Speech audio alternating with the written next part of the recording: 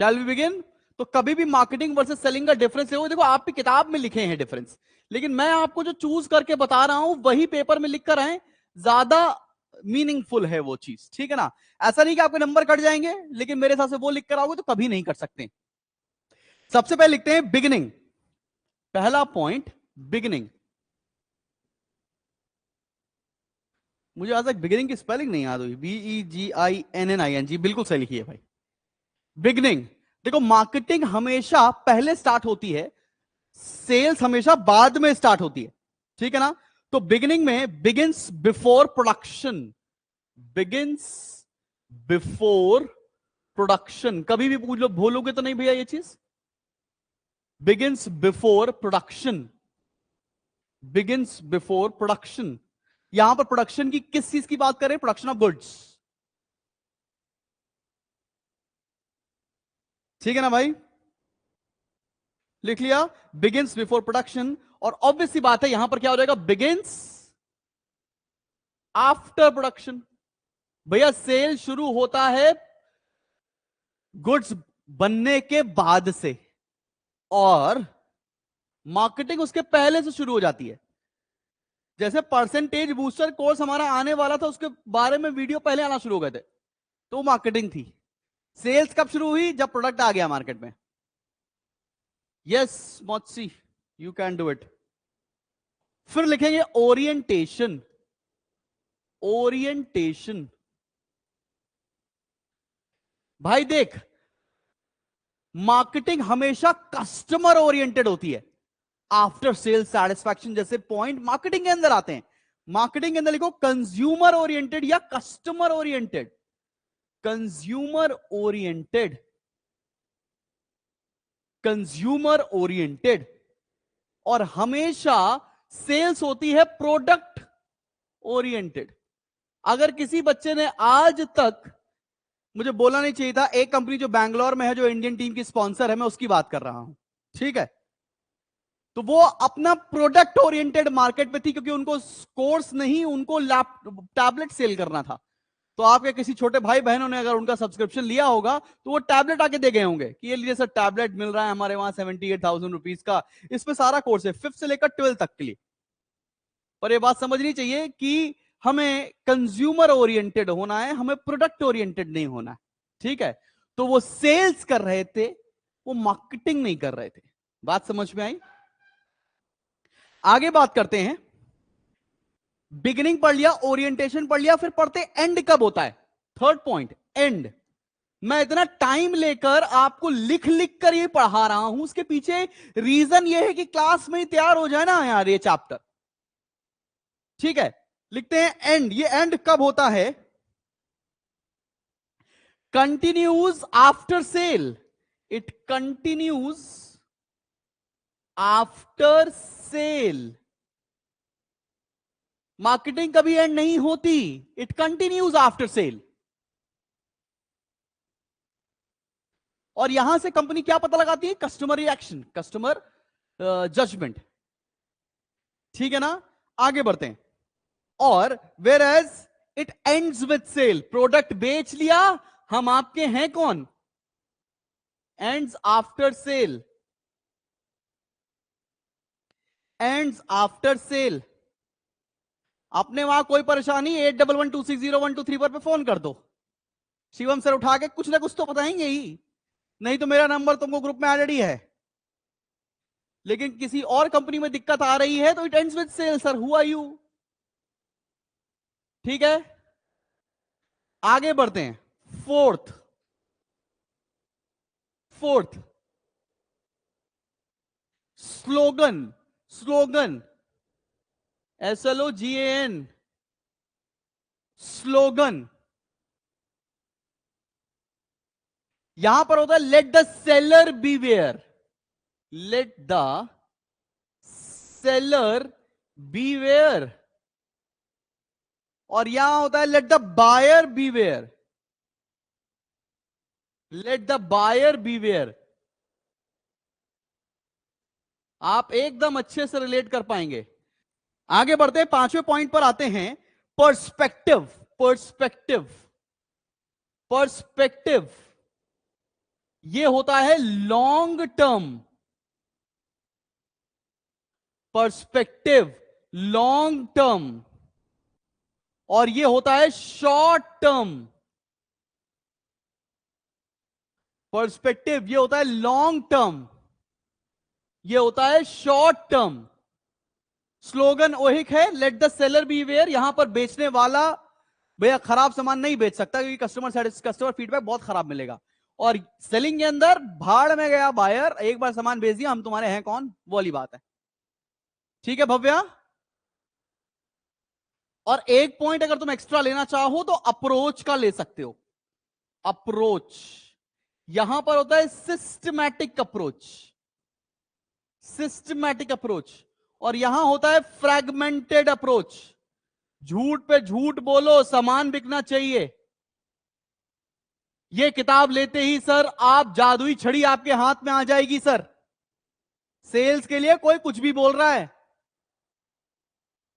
कर दिया भव्या, वेदांश अभी एक्सप्लेन किया। Let the seller beware मतलब सेलर को घबराना चाहिए, कस्टमर सेफ है। और let the buyer beware का मतलब होता है बायर परेशान होगा once the goods are sold. So marketing is a better concept than sales.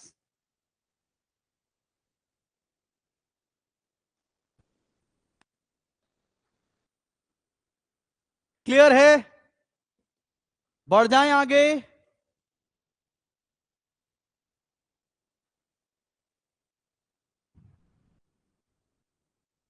ठीक है,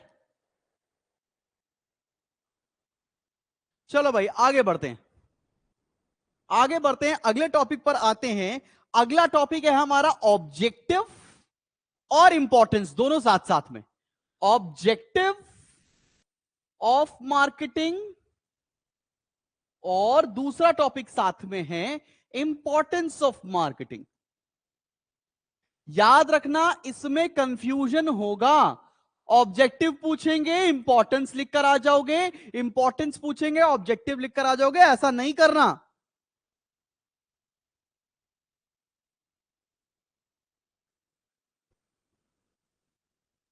ठीक है,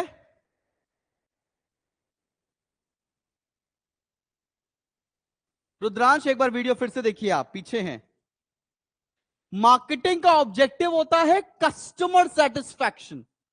अब कस्टमर सेटिस्फैक्शन क्या होता है इसके बारे में क्या आप अपने शब्दों में लिख सकते हैं? कोई दिक्कत वाली बात तो नहीं है। मार्केटिंग का प्राइमरीली ऑब्जेक्टिव होता है कस्टमर का सेटिस्फाई होना, कस्टमर सेटिस्फैक्शन, कस्टमर सेटिस्फैक्शन। दूसरा सबसे बड़ा ऑब्जेक्टिव होता है प्रॉफिटेबिलिटी। प्रॉफिटेबिलिटी दूसरा ऑब्जेक्टिव होता है कि हम जो बिजनेस कर रहे हैं उससे हमें पैसे बनेंगे कि नहीं बनेंगे, प्रॉफिटेबिलिटी। तीसरा तीसरा कोऑर्डिनेशन एंड इंटीग्रेशन। इसको एक्सप्लेन करना पड़ेगा। कोऑर्डिनेशन एंड इंटीग्रेशन ये क्या होता है मैं बता रहा हूं आपको एक परफेक्ट एग्जांपल से। साथ में चौथा लिख लीजिए। नहीं, कोई कीवर्ड की जरूरत नहीं है सोमिल, इसके अंदर कीवर्ड ही है ये, साइड हेडिंग। ठीक है, लास्ट है सर्विस टू सोसाइटी। अब इस सारे पॉइंट में आपको किसी भी तरह की दिक्कत नहीं आएगी समझने में।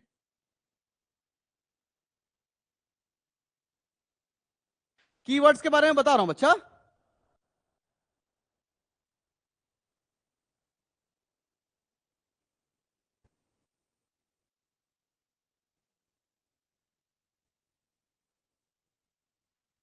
जैसे कि सर्विस टू सोसाइटी में का मतलब यहां से है गुड स्टैंडर्ड ऑफ लिविंग देना,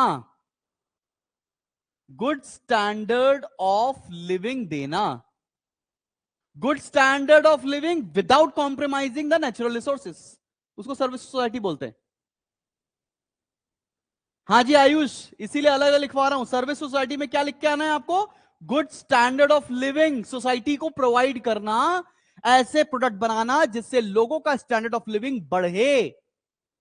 वो मार्केटिंग का ऑब्जेक्टिव है।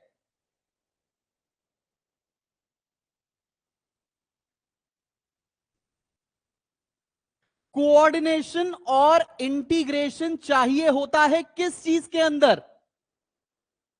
ये चाहिए होता है product, price, promotion and distribution के बीच में। किसके बीच में? प्रोडक्ट, प्राइस, लिख लो, ये कीवर्ड ही लिखवा रहा हूं, product, price, promotion and distribution. Promotion and distribution, इसके बीच में कोऑर्डिनेशन और इंटीग्रेशन की जरूरत है। बेटा ईशान, नोट्स अब हमेशा अपने हाथ से बनाओ। नोट्स में तो, किताब में तो पूरी नॉलेज ही है, पढ़ लो बेटा बैठ के फिर।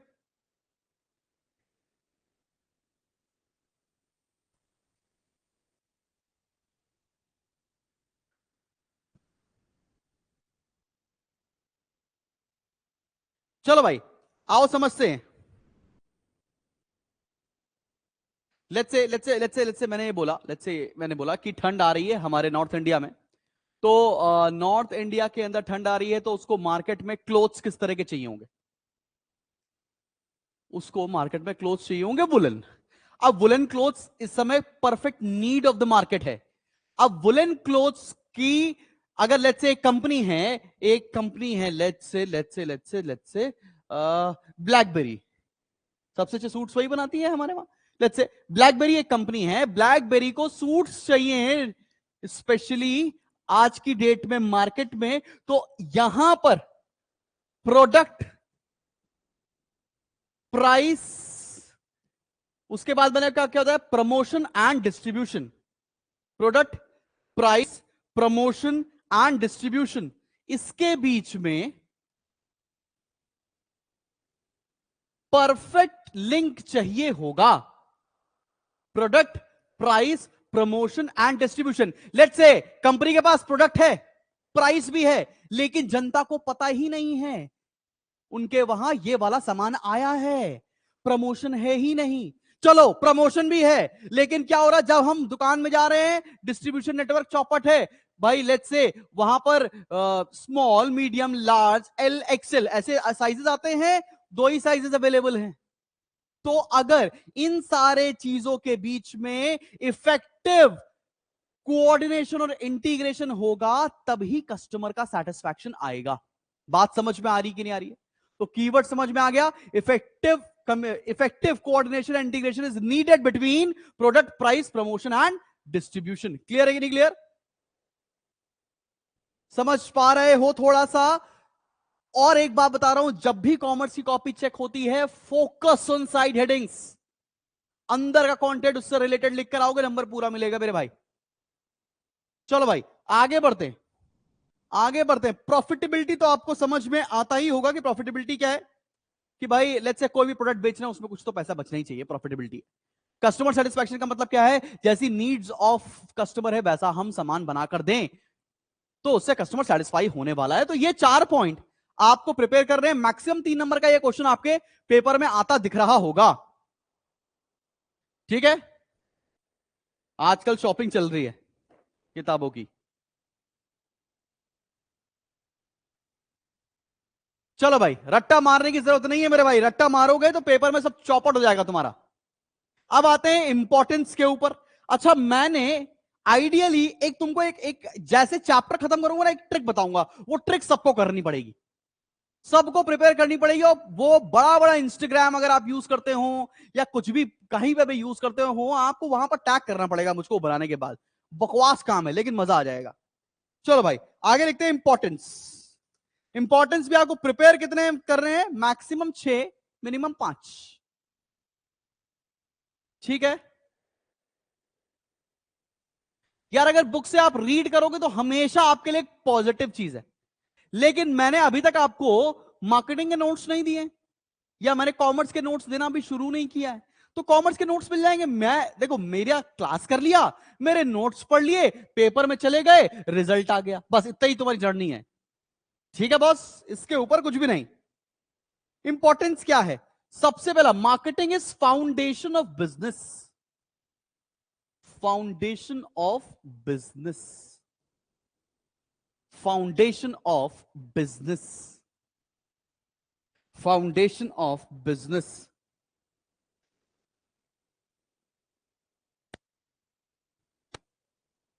Foundation of business, foundation of business का मतलब क्या होता है कि हम बिजनेस स्टार्ट कर रहे हैं, जो बेसिक चीज है वो मार्केटिंग है। फाउंडेशन ऑफ बिजनेस, बिजनेस को सेटअप करने में मार्केटिंग हेल्प करता है। ठीक है। अब एक बच्चा पूछा इस चैप्टर से 2 नंबर का आएगा क्या? पागल वागल हो गया बेटा, ये किसी को नहीं पता है। ठीक है। और देखो ऐसे पॉइंट लिखवाऊंगा जिससे तुमको सब कुछ याद हो जाए। अगला लिखो, मजा आ जाएगी, सीट से उछल जाओगे, पहली बार पढ़ोगे। सेटिस्फैक्शन ऑफ कस्टमर नीड्स, कभी नहीं भूलोगे। सेटिस्फैक्शन ऑफ कंज्यूमर नीड्स, कहां पे पढ़ा ये वाला point? Satisfaction of consumer needs. आप इसके नोट्स देंगे? यस, हम इसके नोट्स देंगे, लेकिन ये जो आप प्रिपेयर कर रहे हैं ये क्लास वर्क नोट्स हैं। हम जो देंगे आपको एक बार देख कर जाना है पेपर में, बस। ठीक है भाई, सेम सेम लग रहा है। आगे बढ़ते, ऐसे पढ़ो जो तुमको, मतलब ये जो घटिया वाले पॉइंट होते हैं ना, ये हमको हमेशा याद रहते हैं। मौत, अगर तुम मृत्यु शैया पर लेटे होगे, तुम्हारे नीचे चिता पर आग लगाई जाने वाली होगी, तुमसे तब भी 4 पॉइंट पूछ लेंगे तो बता के चले जाओगे। ये वही 4 पॉइंट है। फिर देखो, high standard of living, high standard of living, ये कहां पढ़ा हमने अभी अभी? High standard of living. Answer की लेंथ और विड्थ से नंबर नहीं मिलते हैं, एक लाइन 2 लाइन अभी लिखोगे चल जाए काम। ठीक है ना भाई? आगे बढ़ते हैं। Development of nation, development of nation, देश की तरक्की साहब। Development of nation, development of nation. Development of nation कैसे? क्योंकि प्रोडक्ट बनेगा, सेल्स होगी, सेल्स होगी, इकोनॉमी में कंट्रीब्यूशन आएगा, इकोनॉमी में कंट्रीब्यूशन आएगा तो देश की तरक्की होगी। एक और पॉइंट देख लो, गेनफुल एम्प्लॉयमेंट, रोजगार का भी काम कर रहा है मार्केटिंग आज की डेट में। लोग एमबीए इन मार्केटिंग करते हैं।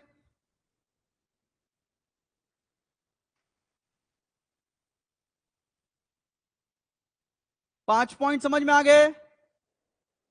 अरे वेदांश, तुम्हारी मैम के तुम क्यों चक्कर में पड़े बेटा?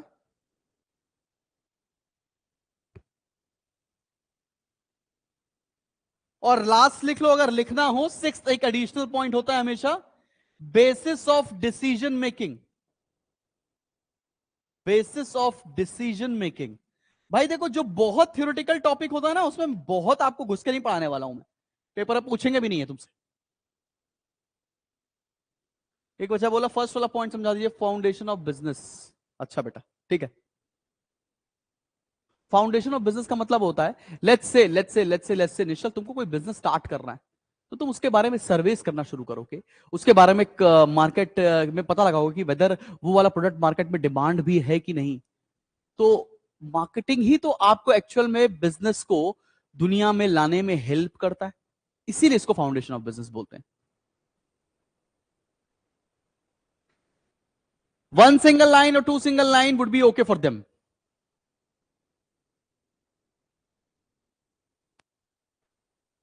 चलो भैया, ऑल सेट एंड डन। आगे बढ़ते हैं और इस चैप्टर का सबसे मेन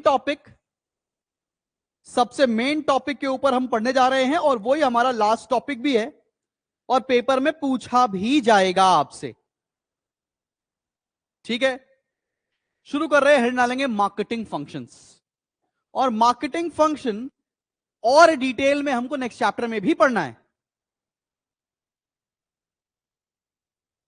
ठीक है, और डिटेल में हमें नेक्स्ट चैप्टर के अंदर भी पढ़ना है मार्केटिंग फंक्शंस को ही, लेकिन पता होना चाहिए उतना तो तुमको समझ में आना ही चाहिए।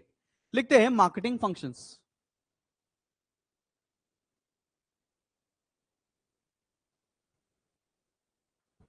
Marketing functions,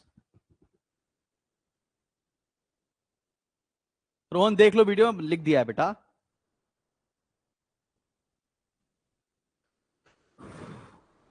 marketing functions, basis of decision making था रोहन, ठीक है ना। मार्केटिंग फंक्शंस, शुरू करें, स्टार लगा लो, इस चैप्टर से यही आएगा, यही आएगा। और ये 2 नंबर का एक्सप्लेन करने के लिए पेपर में आपसे पूछेंगे, यही आएगा मेरे भाई।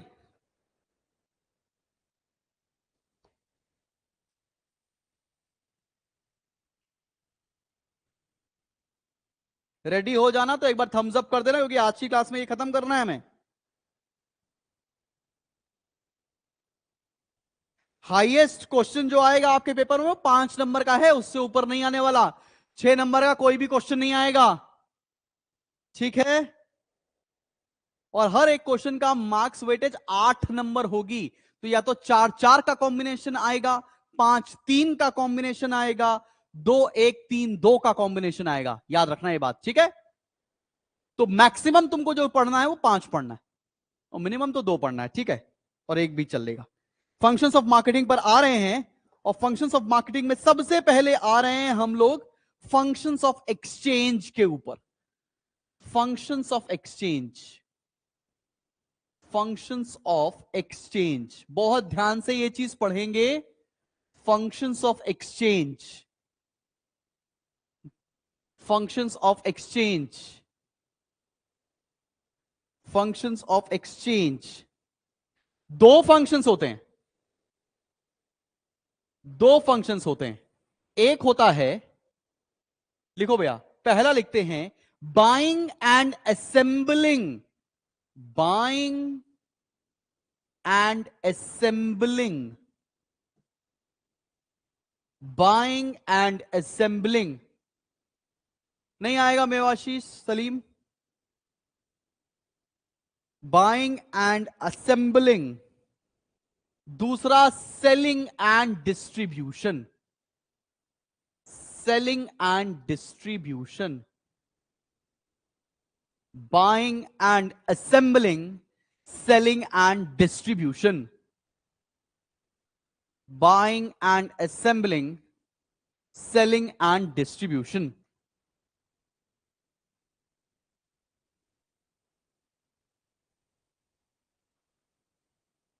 अब भाई समझो बाइंग का मतलब क्या है। यहां से पहले इसके बारे में समझते हैं। भाई या तो हम किसी गुड्स में अगर डील कर रहे हैं, तो या तो हम गुड्स मैन्युफैक्चर करते होंगे, रॉ मटेरियल्स खरीदते होंगे उसके लिए, या हम गुड्स असेंबल खरीद करते होंगे। जैसे कार असेंबल होती है, राइट। कोई एक कंपनी कोई एक प्रोडक्ट बनाती है, दूसरी कंपनी कोई दूसरा प्रोडक्ट बनाती है, फिर हम उसको असेंबल करके मार्केट में बेचते हैं। तो बाइंग और असेंबलिंग का अंतर समझ में आ रहा है आपको। जैसे फोन इंडिया के अंदर असेंबल होता है, चाइना में प्रोड्यूस होता है, इंडिया के अंदर असेंबल होकर बिक रहा है। क्लियर है। बाइंग का मतलब क्या है, अब buying of raw materials, procurement of raw materials. अब बाइंग के कई सारे मेथड्स हैं, जरा मेरे साथ साथ लिख लो, ऐसे करके लिख लो इस लाइन में। बाइंग के अंदर लिखो, लिखवाऊं, purchase through inspection, purchase through inspection, purchase through inspection. Buying का मतलब तो समझ में आ गया है ना। या तो हम रॉ मटेरियल खरीद रहे हैं, ठीक है, या कोई कंपोनेंट खरीद रहे हैं, या कोई फिनिश प्रोडक्ट खरीद रहे हैं, कुछ भी खरीद रहे हैं, ठीक। अब कैसे खरीदते हैं। पहला है परचेज थ्रू इंस्पेक्शन। क्या होता है बताऊंगा। परचेज थ्रू इंस्पेक्शन, फिर लिखो purchase by sample, purchase by sample. Third, purchase by description, by description. और लास्ट लिखेंगे purchase by grade, purchase by grade.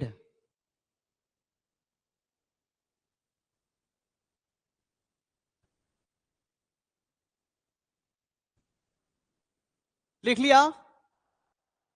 Purchase through inspection का मतलब क्या हुआ। लेट्स से आप एक मार्केट में गए हो, अब वहां पे खुद जाके गुड्स देख रहे हो, ठीक है ना। जैसे वो जैकेट दीजिए, जैकेट पड़ी जरा देखिए, दीजिए दीजिए दीजिए दीजिए।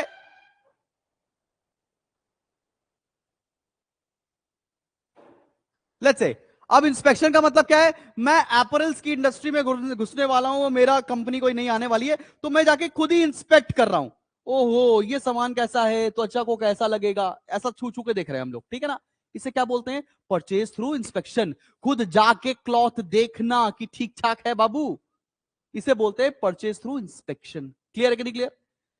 इंस्पेक्शन मतलब क्या, बहुत सारे सामान फैले हुए हैं, वहां पे गए, चेक किया कि कौन सा सामान बढ़िया है, वो खरीद लिया। परचेज थ्रू सैंपल मतलब क्या, एक प्रोडक्ट मंगा लिया, देखा भाई साहब ये कैसा लग रहा है, ये ठीक है क्या, इसका माल वाल सब बढ़िया है, रोडस्टर का सैंपल मंगा लिया। एक सैंपल पसंद आ गया, इस जैसे 5,000 पीस और मंगा लिए, इसे बोलते हैं परचेज थ्रू सैंपल। बात समझ में आ रही कि नहीं आ रही। परचेज थ्रू डिस्क्रिप्शन, डिस्क्रिप्शन में अक्सर हम लोग बुक्स वगैरह परचेज करते हैं कि इस सामान में ये सारे प्रोडक्ट मिलते हैं, इसमें ये खासियत है, इसमें ये है, इसमें फला है, इसमें वो क्या है, केसर भी है इसमें, पता नहीं क्या क्या, ठीक है। तो बात समझ, वो क्या है, परचेज थ्रू डिस्क्रिप्शन। क्लियर है। आगे बढ़ते हैं, परचेज बाय ग्रेड। अब मार्केट में कई तरह के प्रोडक्ट आते हैं कि सर ये वाला कपड़ा ना ए ग्रेड का है, ये वाला कपड़ा ना बी ग्रेड का है, ये वाला कपड़ा ना सी ग्रेड का है, तो ऐसा करो तीनों बांध दो। तो परचेज थ्रू ग्रेड भी खरीदते हैं कि अलग अलग तबके के लिए, अलग अलग क्लास के लिए अलग अलग प्रोडक्ट खरीदना। बात समझ में आ रही कि नहीं आ रही है। तो तुम्हें ये परचेज के सारे तरीके पता चल गए। ये हम परचेज क्या कर रहे हैं, या तो रॉ मटेरियल्स कर रहे हैं, या तो सेमी फिनिश गुड्स कर रहे हैं, या फिनिश गुड्स कर रहे हैं, या कोई पार्ट्स परचेज कर रहे हैं। क्लियर। एक बार बाइंग हो गई, उसके बाद प्रोसेस शुरू होता है असेंबलिंग का, ठीक है ना। पहले बाइंग हुई, अब क्या होगा, अब होगी असेंबलिंग। असेंबलिंग का मतलब क्या होता है, असेंबलिंग का मतलब क्या है भाई, सोचो सोचो सोचो। असेंबलिंग का मतलब क्या है, जो आपने रॉ मटेरियल खरीदा है उसको असेंबल करके फिनिश गुड्स बनाना। आपने सुना होगा कि एक बच्चा पूछा सर डाउट्स कैसे पूछें, पूछो कैफ, हम रुक गए तुम्हारे लिए मेरी जान, तुम बताओ क्या डाउट तुम्हारी जिंदगी में, किससे परेशानी आ रही बताओ। बोलिए हो, मतलब बोलोगे। हाँ पुट टुगेदर, बिल्कुल ठीक है, नहीं तो आपके व्हाट्सएप ग्रुप पर भी आप डाउट पूछ सकते हैं कैफ, ठीक है। असेंबलिंग का मतलब सबको समझ में आ गया।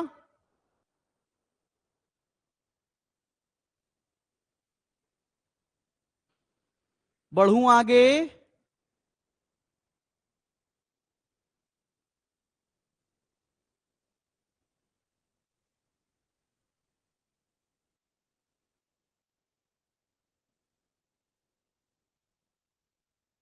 Assembling means यार bringing the raw materials together to make the final goods. Assembling से कुछ फायदे होते हैं। फायदे क्या होते हैं भाई, कि हमेशा लार्ज स्केल ऑर्डर ना, लार्ज बल्क ऑर्डर आप इजीली एग्जीक्यूट कर सकते हो असेंबलिंग करके, ठीक है। आगे बढ़ते हैं और अगले टॉपिक पर आते हैं, सेलिंग एंड डिस्ट्रीब्यूशन के ऊपर। किसी बच्चे को बाइंग एंड असेंबलिंग में किसी तरह की प्रॉब्लम है तो बताओ। बाइंग क्या है हमें समझ में नहीं आ रहा, असेंबलिंग क्या है हमें समझ में नहीं आ रहा।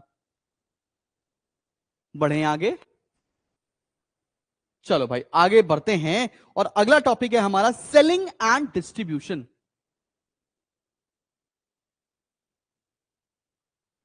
Selling and distribution, selling and distribution, आ जाओ भाई इस पर आते हैं। Selling and distribution, okay Mangalam, ठीक। किसी भी एक ऑर्गेनाइजेशन के अंदर सेल्स सबसे इंपॉर्टेंट बैकबोन होता है। सबसे इंपॉर्टेंट फंक्शन ऑफ मार्केटिंग अगर कोई पूछे तो वो सेल्स होता है। अगर सामान बिकेगा ही नहीं तो करना कस्टमर सेटिस्फैक्शन, ना प्रॉफिटेबिलिटी ना कुछ। तो सामान जो बेच रहा है वो तुम्हारे लिए उस बिजनेस का श्री कृष्णा है। बात समझ में आ रही है आपको, नहीं भव्या, ठीक है। अच्छा अगर मुझे यहां पर सेलिंग लिखना तो नहीं पड़ेगा, क्योंकि सेलिंग के बारे में भी हम लोग सेल्स पढ़े, मार्केटिंग वर्सेस सेल्स, ठीक है ना। सेलिंग क्या होता है, सेलिंग लिख लो, चलो एक लाइन में लिख लो। सेलिंग का मतलब होता है it is the process of, it is the process of, it is the process of, it is the process of finding the customers. पहला keyword finding the customers, finding the customers पहली बात है। Finding the customers, finding the customers, creating demand, finding the customers, creating demand, finding the customers, creating demand and transferring the goods, transferring the goods. मतलब customer से मिलो, उसको बताओ कि तुम्हें इस प्रोडक्ट की जरूरत है और उसके बाद वो सामान उसको बेच दो। ट्रांसफरिंग द गुड्स, ऑब्वियसली बात है, for a value of money, for a value of money, चंद पैसों के लिए अपना सामान बेच दिया। इसको बोलते हैं अपन लोग मार्केटिंग, सेलिंग। सॉरी, आगे बढ़ते हैं।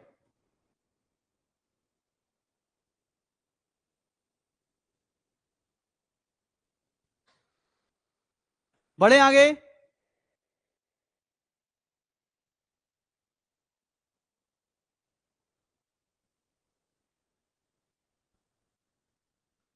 सर डिस्ट्रीब्यूशन क्या होता है? डिस्ट्रीब्यूशन का मतलब होता है path through which, path through which product, product moves from seller to consumer. मतलब किस पाथ के थ्रू सामान प्रोड्यूसर से सेलर के पास तक पहुंचेगा, उसको डिस्ट्रीब्यूशन बोलते हैं। जैसे कि मैन्युफैक्चरर से होलसेलर, होलसेलर से रिटेलर, रिटेलर से कंज्यूमर, ये क्या है? ये डिस्ट्रीब्यूशन पाथ है। अनुराग महेश भी झापड़ पड़ेगा तुम्हें बहुत तेज।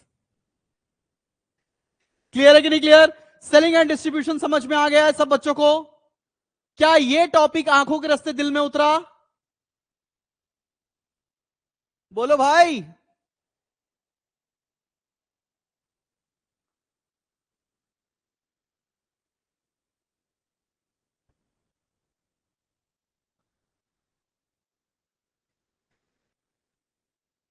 ठीक है आयुष मलिक भैया, एक बच्चा बोला रूह में आ गया है। अच्छा ठीक है, बहुत बढ़िया। आगे बढ़ने जा रहे हैं और हम लोग पढ़ने आ रहे हैं फंक्शन ऑफ फिजिकल सप्लाई। अभी पढ़ा क्या? Function of exchange. अब पढ़ने जा रहे हैं बाबू function of physical supply. Function of physical supply समझ के अपने शब्दों में विशाल लिख कर आएंगे, अपने शब्दों में व्याख्या करेंगे, बिल्कुल नंबर मिलेंगे आपको। अगर इस समय भी कोई स्कूल जा रहा है तो निहायत ही मूर्ख है आप।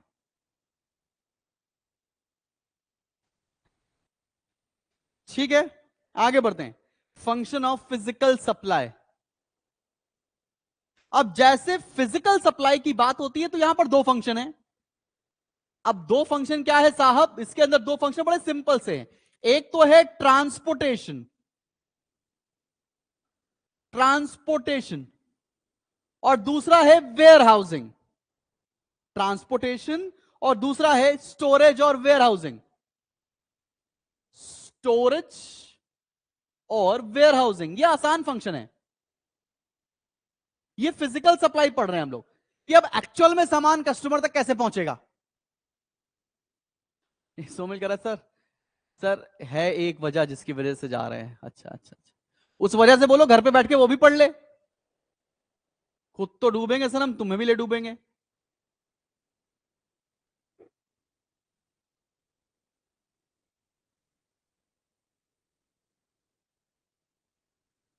अच्छा चमनदीप बेटा,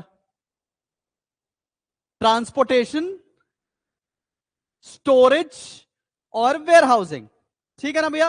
अभी ट्रांसपोर्टेशन कैसे बात चलेगी सर? देखिए, ट्रांसपोर्टेशन का मतलब होता है प्लेस यूटिलिटी क्रिएट करना। प्लेस यूटिलिटी क्रिएट करना। हाँ जी आयुष, सब पढ़ना है। असल भाषा में carrying goods from one place to another, उससे क्या होता है? It creates place utility. और क्या रिमूव करता है? Removes barrier, removes barrier of distance. अब मेरे भाई तुम समझो ये बात, कितने लोग आज की डेट में ब्लिंकिट इस्तेमाल करते हैं? लगभग लगभग सब कर रहे होंगे आज के। ब्लिंकिट, ग्रोफर, जेप्टो, इस तरह के ऐप आप इस्तेमाल कर रहे हैं ना। 10 मिनट के अंदर खाना आपके घर में, ठीक है? आप भाई साहब घर में पार्टी का सीन बना रहे हैं, कुछ सामान आना भूल गया है, आपने फटाफट से ब्लिंकिट किया, जितनी देर में आप जाते हो उतनी देर में भाई साहब आपके घर में। Too much fun. एक बच्चा कह रहा है मम्मी बैठी है बगल में, ईयरफोन नहीं लगाया है सर। अब तो तुम गए। वेदांश की मम्मी प्लीज आप जरा सुनिए, आज रात को जब ये सो जाए तो इसका मोबाइल फोन आप इससे ले लें खुला हुआ, और फिर आपको ये समझ में आएगा जो ये आपका बाबू है वो किसी और का भी बाबू बन चुका है। मैम प्लीज प्लीज प्लीज एक बार जरा देखें कि आपका बच्चा सिर्फ आपका नहीं है, ये किसी और का भी बच्चा है अब।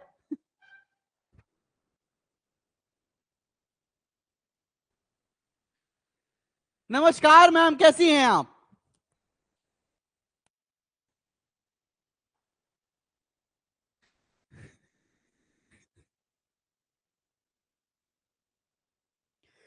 चलो भाई आगे बढ़ते हैं। तो ट्रांसपोर्टेशन का मतलब तो समझ में आ ही गया होगा, है ना भाई? It creates place utility, removes the barrier of distance. चलो भाई आगे बढ़ते हैं। स्टोरेज का मतलब क्या है? Storage helps you to create time utility. Time utility. Ma'am Chrome में जाके इनकॉग्निटो मोड पे प्लीज जरूर से हिस्ट्री एक बार देखें, और अगर डिलीट हो गई है तो जीमेल लॉगिन कर ले मैम।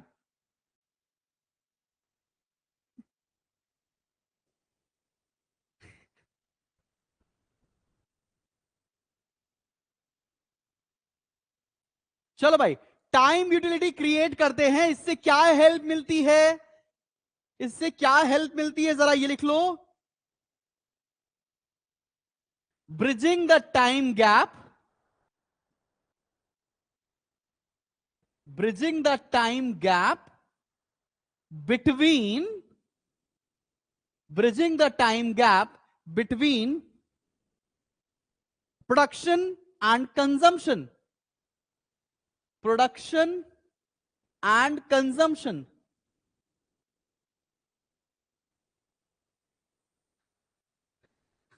वेदांश हो कि गए? वेदांश हो कि चल बसे?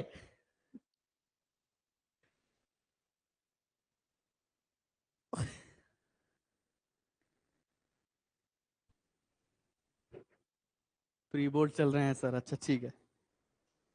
चलो भैया, ट्रांसपोर्टेशन और वेयर हाउसिंग समझ में आया। तो अभी क्या किया, मैं अगर तुमको एकदम एकदम एग्जैक्ट अगर आज की डेट में बताऊं, तो अगर मैं ब्लिंकिट के बारे में बात करूं, Blinkit formerly known as Grofers, तो ये क्या कर रहे हैं? ये अपने डार्क स्टोर खोल रहे हैं। डार्क स्टोर मतलब, सर्च मत करने लगना यूट्यूब पे गधे। डार्क स्टोर का मतलब क्या है? दुकान नहीं है इनकी, शोरूम नहीं है, लेकिन एरिया बाय एरिया इन्होंने वेयर हाउस खोल रखे हैं। लेट्स से अगर मैं बात करूं तो मैं रहता हूं आलमबाग में, तो इन्होंने आलमबाग के अंदर अपने 4 वेयर हाउस खोल दिए, नियर बाय प्लेसेस में 4 वेयर हाउस खोल दिए, ताकि सामान उस वेयर हाउस से नियर बाय प्लेसेस पर जल्दी से जल्दी डिलीवर हो जाए। इसे बोलते हैं वेयर हाउसिंग। और क्योंकि ये डिलीवर कर रहे हैं एक टुक टुक से, गाड़ी से, तो वो ट्रांसपोर्टेशन का काम कर रहा है। क्लियर है कि नहीं क्लियर? बात समझ में आ रही है?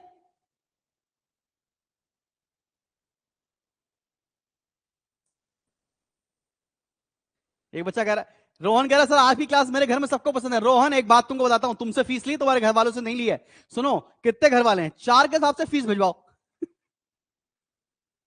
सबको खुश करने नहीं बैठा हूं मैं।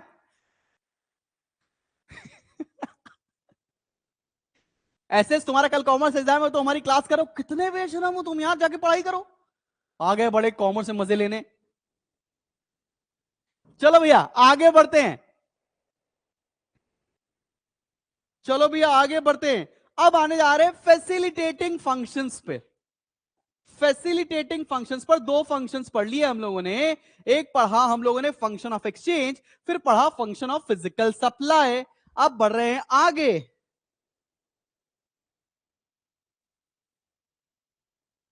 हाँ जी आयुष बिल्कुल, आगे बढ़ रहे हैं। मुझे यकीन है तुमने कॉमर्स जिंदगी में कभी ऐसे नहीं पढ़ी है, इतना खुश हो के तुम कॉमर्स स्कूल में जब टीचर कॉमर्स पढ़ाने आती है, ऐसी रूहानी हवा चलती है और उस समय लगता है कि वाह, कोई आगोश में ले ले और मैं सो जाऊं, और तब तक ना उठूं, उस कयामत की रात में उठूंगा मैं, तब तक सो, मैं इतना सो। तो भाई कॉमर्स सब्जेक्ट ऐसा है मगर इतना बुरा है नहीं है जितना दिखता है।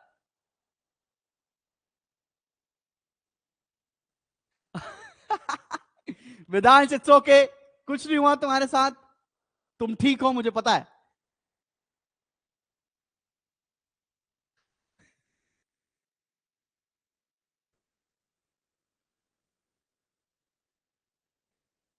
अच्छा दीपाली ठीक है। चलो भाई आगे बढ़ रहे हैं, आगे बढ़ रहे हैं, आगे बढ़ रहे हैं, और फैसिलिटेटिंग फंक्शंस पर आ रहे हैं। फैसिलिटेटिंग फंक्शंस पर आ रहे हैं, और फैसिलिटेटिंग फंक्शंस पर ज्यादातर आपसे मीनिंग पूछी जाएगी 2 नंबर के लिए। फैसिलिटेटिंग फंक्शंस पर आपसे 2 नंबर की मीनिंग पूछी जा रही है। वैसे भी बोली सर आप हंसा रहे हैं, तो घर वाले चेक करने आ रहे हैं पढ़ रही सही में कपिल शर्मा का शो देख रही है।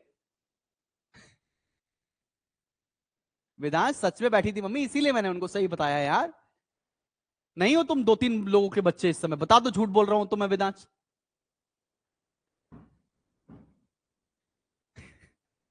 कैसी बातें कर रहे हो यार। फैसिलिटेटिंग फंक्शंस, धीरे धीरे आगे बढ़ते हैं। सबसे पहला फैसिलिटेटिंग फंक्शन है, अब फैसिलिटेटिंग फंक्शन यहां पर 9 है। 9, पूरी जवानी बीत जाएगी इसको पढ़ने में तुम्हारी। फैसिलिटेटिंग फंक्शंस एक एक करके पढ़ते हैं, देखते हैं कितने आगे करते हैं। चलो भाई, सबसे पहले marketing research. Marketing research,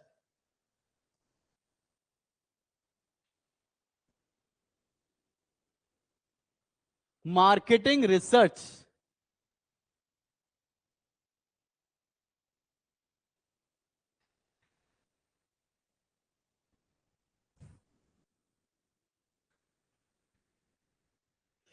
marketing research. चलो भैया पढ़ लो, ज्यादा दिमाग ना लगाओ, चलो ठीक है। मार्केटिंग रिसर्च, मार्केटिंग रिसर्च क्या होता है? मार्केटिंग रिसर्च ये होता है कि हम पता लगाएं कि आने वाले समय में कस्टमर किस तरह के प्रोडक्ट्स की डिमांड करेगा, और उस तरह का प्रोडक्ट हम बनाना पहले से ही शुरू कर दें, उसे बोलते हैं मार्केटिंग रिसर्च। अंग्रेजी में लिखकर क्या आएंगे, लिखते हैं systematic gathering, systematic gathering, systematic gathering,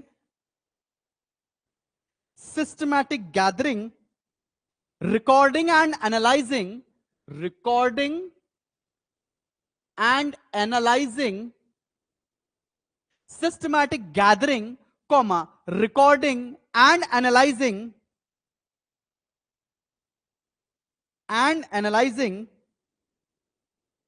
of data,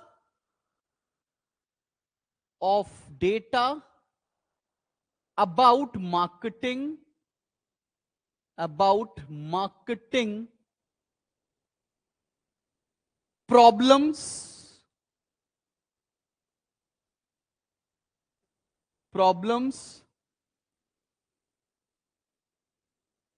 problems to facilitate decision making, to facilitate decision making. अब मेरी बात सुनो, किसी ने कसम नहीं खाई कि तुमको एग्जैक्टली यही लिख कर आना है। अपने शब्दों में भी लिख सकते हो। क्या है कि भाई मैंने क्या किया मार्केटिंग रिसर्च में, हमने कुछ डेटा गैदर किया, रिकॉर्ड किया, एनालाइज किया और उससे पता लगाया कि क्या प्रॉब्लम है और उसको एग्जीक्यूट करने के लिए कुछ डिसीजन उसके ऊपर लिया। इसे बोलते हैं marketing research. Madhavika 8th of May। बात समझ में आ रही है? एकदम क्लियर। 6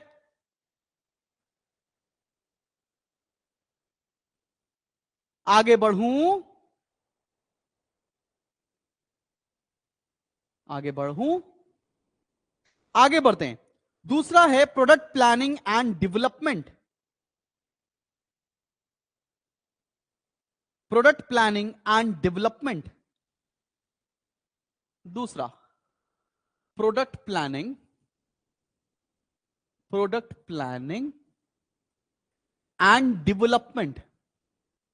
अब मेरी एक बात देखो, क्या होता है, सबसे पहले तो एक प्रोडक्ट को प्लान करके प्रोड्यूस कर देना और ईयर बाय ईयर उनके आने वाले समय में उसको निरंतर चेंज करते रहना। जैसे कि मैंने बोला लेट्स से इस साल XUV 500 आई, उसके अगले साल क्या आती है XUV 500 फेसलिफ्ट, उसके बाद क्या आती है XUV 500 with new additional changes, उसके बाद आ गया XUV 500 EV model.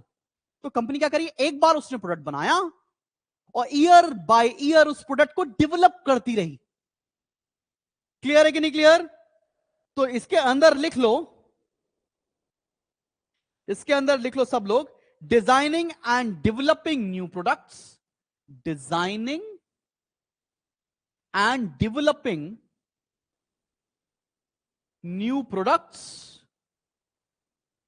Designing and developing new products,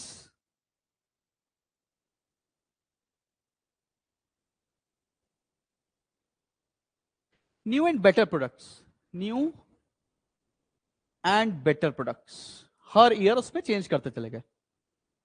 बात समझ में आ गया सभी को?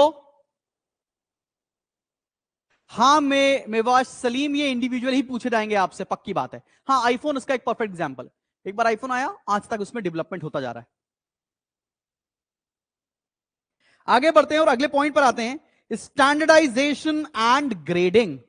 अगला function. However standardization and grading पर अगले चैप्टर में हमको बहुत डिटेल में पढ़ना है, लेकिन फिर भी थोड़ी बातें तो जान जाते हैं। Standardisation and grading, standardisation and grading.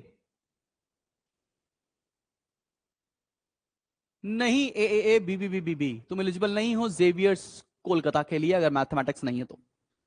Standardisation and grading, चलो, स्टैंडर्डाइजेशन का मतलब क्या होता है, सेटिंग यूनिफॉर्म स्टैंडर्ड्स। हमने बोल दिया लेट्स से कि हम सारा मटेरियल ए क्लास यूज करेंगे, ए क्लास टेक्निक यूज करेंगे, उसे क्या बोला हमने, यूनिफॉर्म स्टैंडर्ड सेट कर दिया। Setting uniform standards. और उसके बाद क्या हो रहा है, उसके बाद कर रहे हैं, उसके बाद जितने भी प्रोडक्ट्स आपके प्रोड्यूस हुए उनको डिफरेंट डिफरेंट क्वालिटी के अकॉर्डिंग ग्रेड करना। उसके अंदर क्या लिखा होगा, setting uniform standards of quality लिख लो, ऑफ क्वालिटी। और ग्रेडिंग का मतलब क्या होता है, एंड क्लासिफाइंग। ग्रेडिंग का मतलब क्या है, classifying goods into pre decided categories, classifying goods into pre decided categories, classifying goods into pre decided categories. माध्यमिक का अच्छा होता है अगर लिया हो आपने 11 तो। Pre decided categories.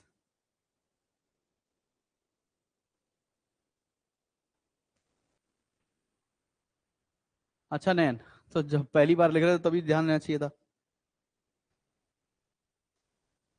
आपने सुना होगा BIS मार्क्ड, एग मार्क, ये सब स्टैंडर्डाइजेशन ऑफ ग्रेडिंग है। ठीक, आगे बढ़ते हैं। अगला है packing and packaging. Packing and packaging.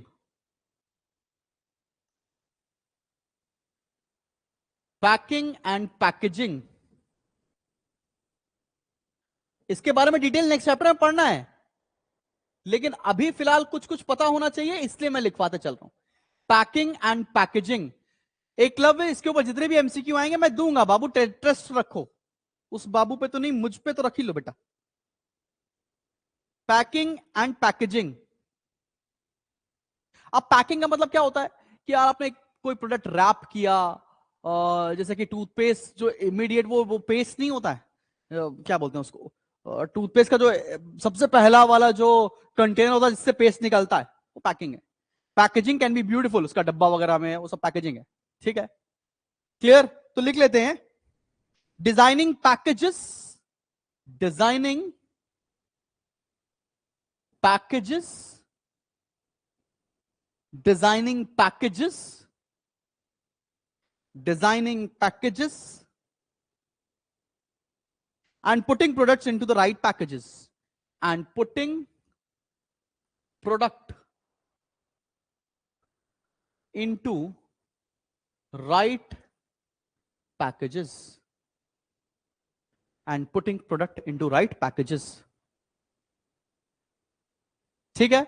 However इसके ऊपर मैंने बताया आपको डिटेल में नेक्स्ट चैप्टर में पूरा पूरा पॉइंट पढ़ना है। आते आगे, आपको लगेगा कि मैं ये टॉपिक बहुत शॉर्ट में पढ़ा रहा हूं, इसलिए क्योंकि अगले चैप्टर में इसको बहुत डिटेल में पढ़ना है। ठीक है भाई। Branding and labelling. अगला, branding and labelling.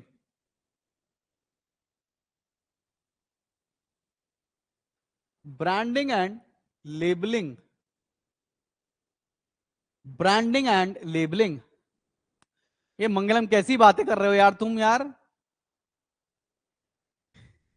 Branding and labelling. Branding का मतलब होता है giving distinctive name, giving distinctive name, comma symbol, branding distinctive name, comma symbol,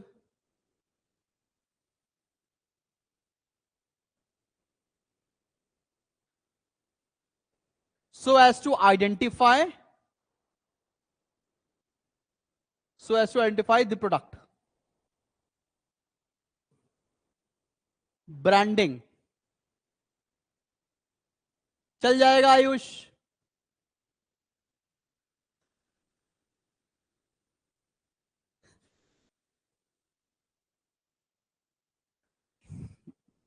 branding, फिर लिखते हैं labelling. Putting labels, putting labels, putting labels on the package, on the package to inform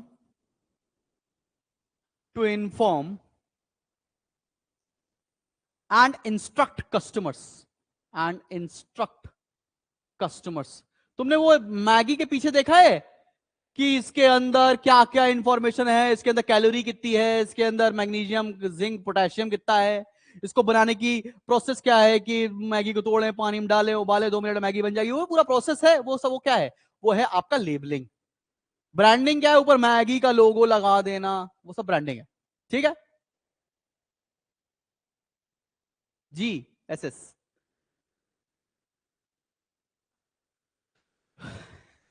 चले आगे बढ़े जी। हर्ष, अरे 6:05 हो रहा है, कोई बात नहीं, क्या कर सकते हैं, आगे बढ़ते हैं। फिर है एडवर्टाइजिंग एंड सेल्समैनशिप। इंस्ट्रक्ट मतलब समझाना, बताना कि कैसे प्रोडक्ट को यूज करना है। आगे बढ़ते हैं, फिर लिखते हैं advertising and salesmanship. Advertising and salesmanship. Advertising and salesmanship. Advertising and salesmanship.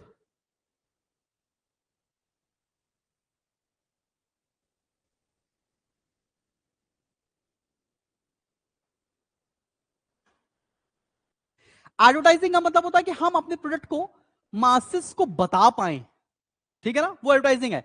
हमारे प्रोडक्ट के बारे में लोग जाने, वो एडवर्टाइजिंग है। ठीक है, तो लिखो भाई, process of making, process of making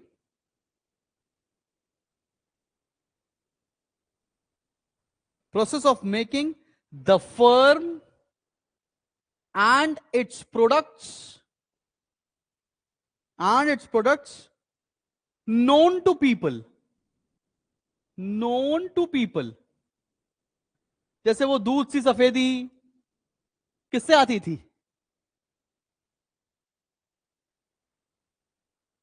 ठीक है, वो क्या था? वो एडवर्टाइजिंग है। Process of making the firm and its products known to people. फिर सर सेल्समैनशिप क्या होती है? सेल्समैनशिप होती है एक्चुअल में सामान मार्केट में प्रोड्यूसर से कस्टमर के हाथ तक थमा देना। लिख लो भाई, सेल्समैनशिप क्या होता है? सेल्समैनशिप क्या होता है? Process of creating demand, creating demand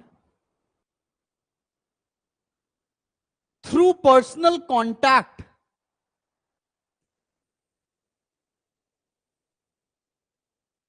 through personal contact between buyers and sellers, between buyers and sellers।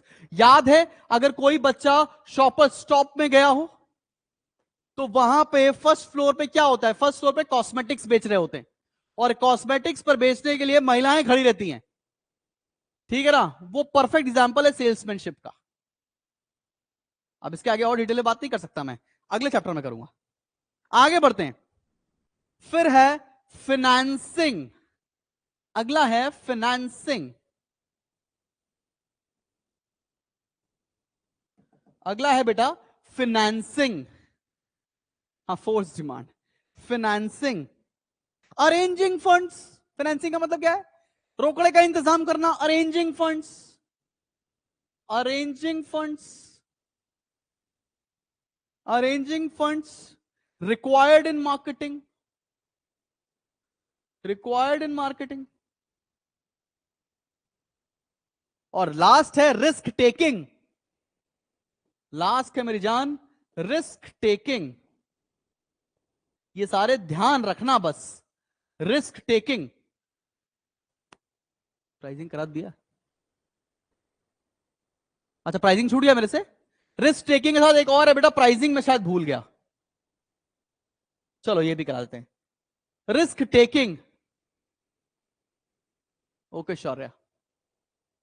Risk taking भाई, हर काम में, हर बिजनेस में, हर मार्केटिंग के प्रोसेस में कुछ रिस्क है। हमारा फोकस ये होना चाहिए कि वो रिस्क मिनिमल हो सके, रिड्यूसिंग और मिनिमाइजिंग द रिस्क। इसमें क्या एम होता है? रिड्यूसिंग और मिनिमाइजिंग द रिस्क। ठीक है बेटा?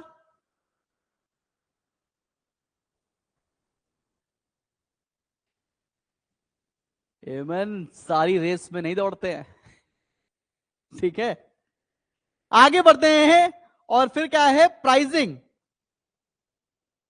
प्राइसिंग का मतलब क्या है? पुटिंग द राइट प्राइस या fixing the price of a product. लिखो, प्राइसिंग क्या है बेटा?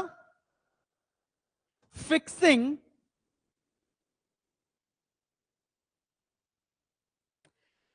Price in terms of money, fixing price in terms of money. अच्छा, एक टॉपिक ई मार्केटिंग और दे रखा है, हाउएवर उसको कवर नहीं करना, लेकिन एक बार रीड कर लेना। ई मार्केटिंग क्या होता है? ई मार्केटिंग मतलब क्या है? आपका आज के थ्रू जो आपको ऑनलाइन मीडिया पे गुड्स प्रमोट करते मिलते हैं, वो सब ई मार्केटिंग के प्रोसेस के अंदर आते हैं। जो टीवी में दिख रहा है वो सब ई मार्केटिंग का प्रोसेस है, हाउएवर उससे आगे पढ़ना नहीं है हमें। Bye bye, love you all, take care.